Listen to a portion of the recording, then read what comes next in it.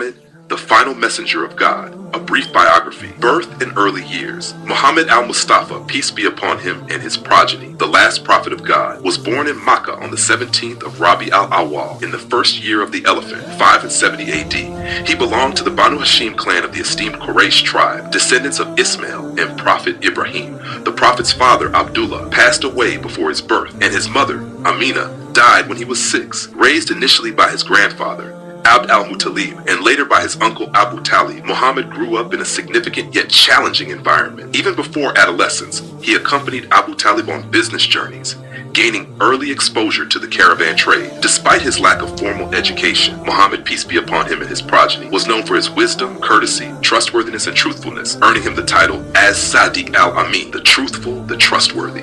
His upright character won him the management of the business affairs of Khadija bint Khuwaylid, wealthy Qurayshi lady.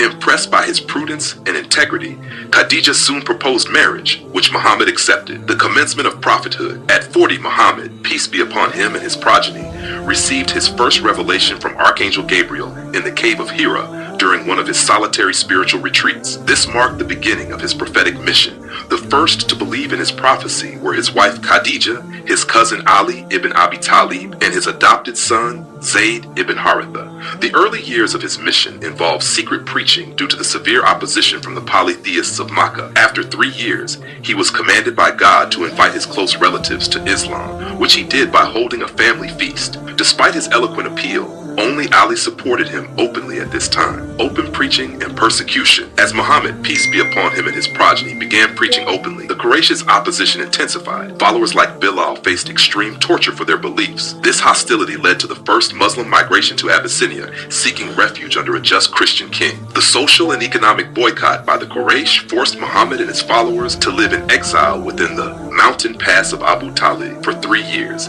enduring immense hardship. The migration to Medina. The turning point came with the migration to Medina, where Muhammad, peace be upon him and his progeny, established an Islamic community and signed treaties with local tribes and Jewish groups. In Medina, he was not just a spiritual leader, but also a statesman and military commander, engaging in battles such as Badr, Uhud, and Khandaq to protect the nascent Muslim community. The conquest of Makkah in later years. In 630 AD, the Holy Prophet returned to Makkah with a large force, but entered the city mercifully, offering forgiveness to his former persecutors. This conquest marked the rapid expansion of Islam across Arabia. In the following years, Muhammad consolidated Islamic practices and laws, which continued to draw people to Islam. Final years and death.